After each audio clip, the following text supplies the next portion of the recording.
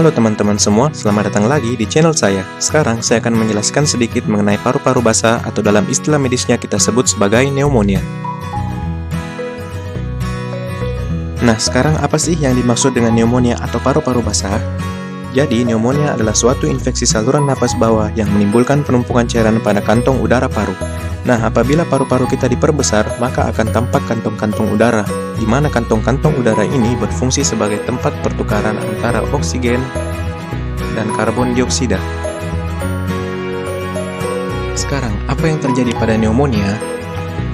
Yang terjadi pada pneumonia adalah kantong udara pada paru-paru kita berisi air, sehingga tidak terjadi pertukaran antara oksigen dan karbon dioksida yang adekuat, sehingga dapat terjadi sesak nafas.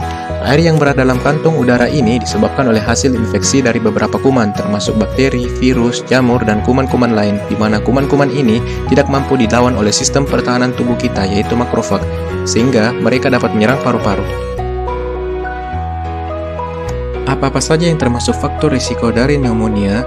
Faktor-faktor risiko dari pneumonia antara lain adalah pasien lanjut usia, kebiasaan merokok, kelemahan sistem imun, pasien dengan penyakit penyerta lain seperti diabetes, penyakit paru obstruktif, dan juga pasien dengan penyakit jantung.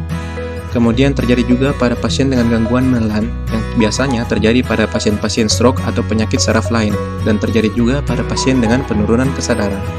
Nah, apa-apa saja yang termasuk gejala dan tanda dari pneumonia? Gejala dari pneumonia yang sering terlihat antara lain sesak nafas, kemudian batuk produktif di mana batuk ini menghasilkan dahak yang berwarna coklat karat ataupun dahak yang bercampur darah.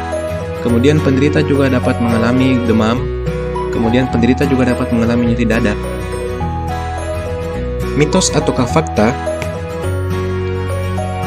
Apakah sering mandi malam dapat menyebabkan paru-paru basah? Faktanya, jawabannya adalah mitos. Jadi, faktanya, mandi malam tidak ada pengaruhnya terhadap angka kejadian paru-paru basah atau pneumonia. Nyatanya, pneumonia ini disebabkan oleh karena adanya infeksi. Sekarang, apa yang harus dilakukan jika menderita gejala seperti di atas? Yang pertama yang harus dilakukan adalah segeralah konsultasi ke dokter.